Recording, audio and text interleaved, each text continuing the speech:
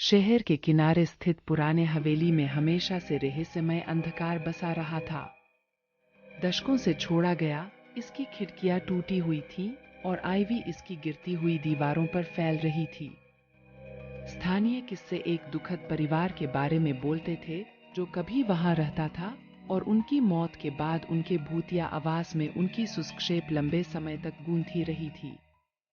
जेक, एक डेयरिंग किशोर जिसे अज्ञात की खोज करने का शौक था, को हमेशा इस भूतिया इमारत का राज खुलासा। एक पूरे समुदाय को एक पूरे चंदनी रात को इस खंडित दीवारों के बीच छिपे रहस्यों को खोजने का निर्णय लिया। जैसे ही वे अंदर गए, वायु अन्य प्राकृतिक ठंडी सी हो गई। धूप विचारशील खिड़कियों से होकर खूबसूरत नृत्य करने लगी थी। रात के इस शैतानी समय में टहलीली चीखों और ग्रोनों की आवाजें थीं, जो भूतपूर्व उपस्थिति की आत्मा के रोने की आवाज को मिमिक कर रही थीं।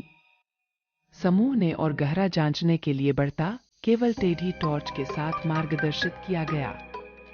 वातावरण तनावपूर्ण बन गया जब छायाएं दीवारों से अलग हो जाने के साथ साथ उनके हर कदम के साथ नृत्य करने लगीं।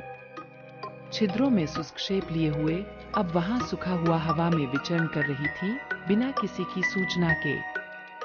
एक भूले हुए कमरे में जेक ने एक पुरानी तस्वीर पाई, एक परिवार जो समय के फंसे हुए थे, उनकी आंखें उसकी आत्मा में देख रही थीं। एक अचानक बारिश ने उनकी टॉर्च बुझा दी, जिससे उन्हें अंधकार में ढाला गया।